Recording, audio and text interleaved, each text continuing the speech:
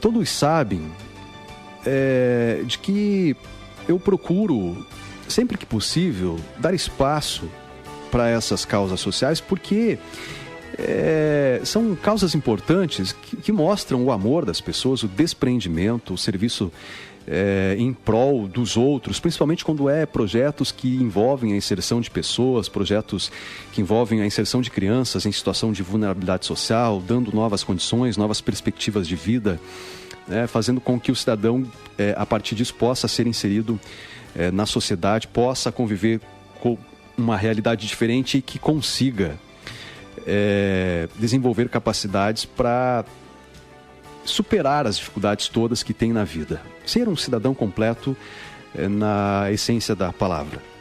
Mas todos sabem também da minha intransigência quando da necessidade de cobrar, ampliar, discutir e ouvir, principalmente, as questões políticas relacionadas com o trato público. E numa situação como esta, não dá para ficar indiferente.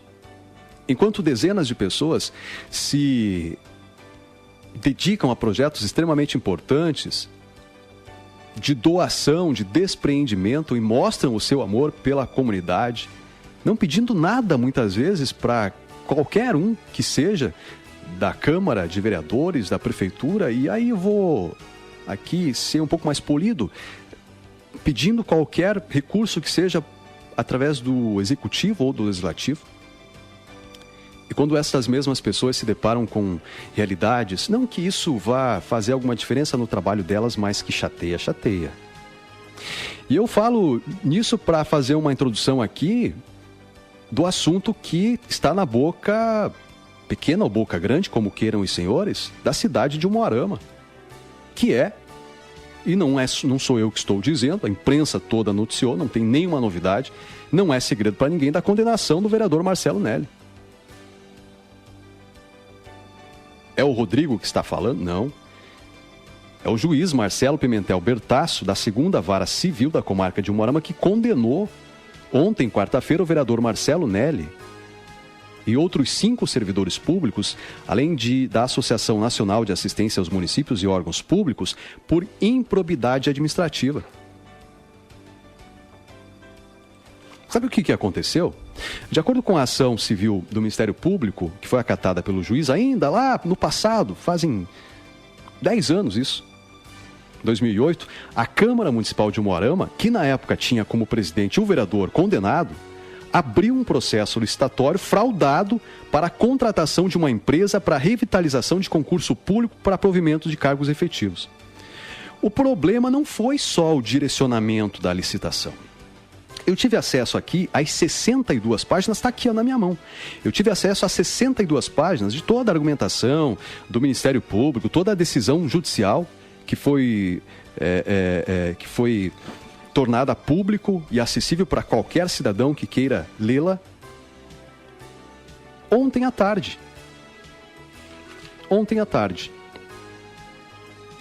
Nessa decisão do juiz, do doutor Marcelo Pimentel Bertasso, ele ordena a perda dos cargos, funções públicas exercidos pelos réus, quanto do trânsito julgado, da sentença, a suspensão dos direitos políticos por 8 anos e o pagamento de uma multa civil no valor do contrato, que foi celebrado com a empresa para fazer o concurso, que era de R$ 69.990, a ser atualizado pelo INPC desde a data do contrato. O juiz ainda rejeitou o pedido de declaração de nulidade do concurso público realizado pela Câmara de Vereadores de Umuarama e o objeto do edital 01/2008. Para transformar numa linguagem mais coloquial aqui, para as pessoas entenderem, porque, muito embora seja muito bonito, às vezes, falar de uma forma um pouco mais rebuscada, mas para tornar mais compreensível para todos, o que aconteceu? Houve um direcionamento, segundo as investigações, segundo a decisão do juiz, segundo a manifestação do Ministério Público, a investigação, houve um direcionamento para a contratação dessa empresa para a realização do concurso, e aí houveram, a partir disso, diversas irregularidades formais que, segundo o juiz, foram denunciadas e que não passou, por exemplo, de uma mera simulação. Segundo o que diz o juiz, com a manobra, os condenados direcionaram o concurso público a fim de que os aprovados para o exercício dos cargos, ou seja, as pessoas que foram aprovadas, já fossem candidatos que já exerciam cargos de confiança junto à Câmara Municipal. Então, o que houve foi uma vamos usar um termo assim, foi uma situação fantasiada, ou seja, nós fingimos que fazemos um concurso público, vocês fingem que passam e nós legitimamos vocês no cargo, certo? Certo, só que a situação não ficou assim, porque houve denúncias, foi para o Ministério Público investigou, mandou para a Justiça e agora saiu a decisão judicial. Passível de recurso, é uma decisão em primeira instância. Aliás, estive hoje em contato logo cedo com o gabinete do vereador Marcelo Nelli para ouvi-lo, para ouvir os contraditórios, para ouvir o advogado. Já entrou com recurso, não entrou? O que diz o vereador? O que diz em sua defesa? Ou é balela da Justiça? É uma invenção da Justiça, do Ministério Público?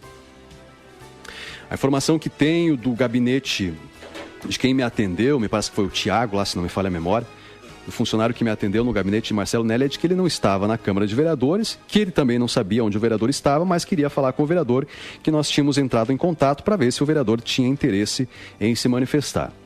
Que o advogado do vereador já teria entrado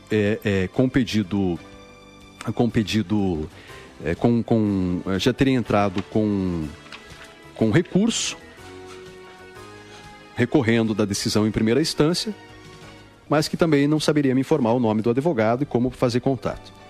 Então, nós fizemos contato para ouvir o contraditório. Aliás, estamos à disposição se o vereador Marcelo Nelli quiser se manifestar a respeito disso. Justo que o faça.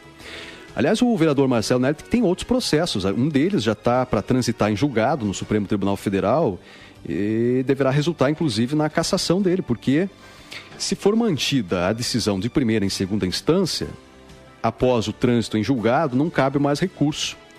Ou seja, cumpre-se a decisão inicialmente dada pelo juízo de primeira instância. É um outro processo envolvendo o irmão do vereador que tinha, segundo as informações, era lotado na Câmara de Vereadores e era lotado no gabinete do então, à época, deputado federal Osmar Serralho, que recebia duplamente pela função e que resultaria em improbidade administrativa. Houve um processo, o vereador recorreu diversas vezes e agora, ao que eu sei, as informações que tenho, que este processo em particular estaria já para transitar em julgado, não cabendo mais recurso no Supremo Tribunal Federal, a última instância da Justiça brasileira, entendo a manutenção da decisão proferida pelos juízes e a decisão que também já foi reconhecida em segunda instância, resultaria tudo isso na perda de mandato de Marcelo Nelli. E aí a convocação do seu suplente, que, se não me falha a memória, me parece que seria um dos vereadores de uma outra coligação, enfim. Não vou falar aqui também para não, para não dizer que este ou aquele tem interesse. Então, de momento, são essas duas situações. Quer dizer, enquanto... E aí eu faço um paralelo aqui. Enquanto algumas pessoas se dedicam pelo bem das outras, trabalhando, se doando pelo bem da comunidade, para retirar crianças da situação de vulnerabilidade e dar condições melhores e dignas de vida, outros que deveriam propor leis para atender estas mesmas crianças, usam-se dos seus cargos. Não é novidade, não estou falando nada de novidade, está aqui, a decisão é judicial, estou falando embasado na decisão da Justiça. Ah, mas pode recorrer. Mas no Brasil a gente sabe como é a impunidade, recorre 10, 20 anos e aí não se tem resultado. Quando quem deveria dar o exemplo, criando leis que atendam de fato as crianças, que ajudem a melhorar a condição de vida do cidadão, usa-se dos cargos para apaziguar os seus. E pior, com dinheiro público ainda, que é o mais triste de tudo isso. Dinheiro que poderia ser usado para justamente atender projetos como este, que daqui a pouco nós vamos mostrar a história aqui. É lamentável. Mas isso não é uma realidade lá em Curitiba, não é uma realidade de Brasília. Nós precisamos ser corretos. E a experiência leva exatamente a uma boa prática, a não ser quando a prática já não é boa desde o começo.